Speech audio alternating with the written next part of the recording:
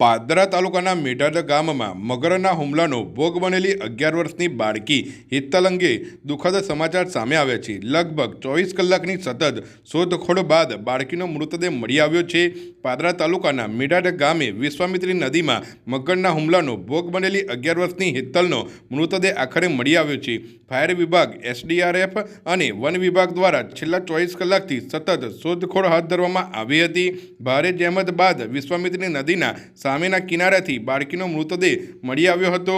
Rescue ઓપરેશનમાં fire વિભાગની 3 ટીમો તેમજ એસડીઆરએફની એક ટુકડી સતત કાર્યરત રહી હતી. નદીમાં મગરોની હાજરી અને પાણીના પ્રવાહ વચ્ચે પણ ટીમોએ શોધખોળ ચાલુ રાખી હતી.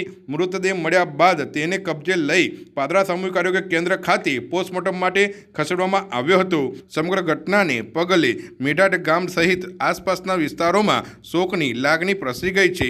હાલ સમગ્ર મામલે વન વિભાગ અને સ્થાનિક તંત્ર દ્વારા આગળની કાર્યવાહી હાથ ધરવામાં આવી રહી છે. આ દુઃખદ ઘટનાએ સમગ્ર પાદરા પંથકને શોકમગ્ન કરી દીધું છે. ગઈકાલના રોજ અમારા મેઢાદ ગામની છોકરીને મગર ખેંચી ગયેલો વિશ્વામિત્રી નદીમાં. તે હેતલ નામની છોકરી હતી, 12 વર્ષની વિદ્યાર્થીની હતી.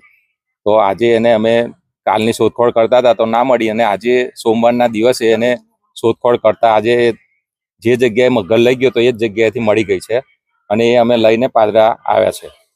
ગઈકાલે 2 ઓગસ્ટ 2026ના રોજ પાદરા તાલુકાના મેઢાદ ગામે 12 વર્ષની કિશોરીને મગર અકસ્માતે ખેંચી ગયેલ.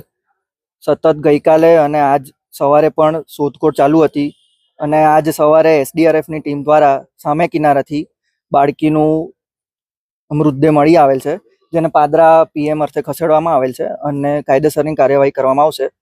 તાલુકા વહીવટી તંત્ર અને પોલીસ અને વન વિભાગ ત્રણેય હાજર છે.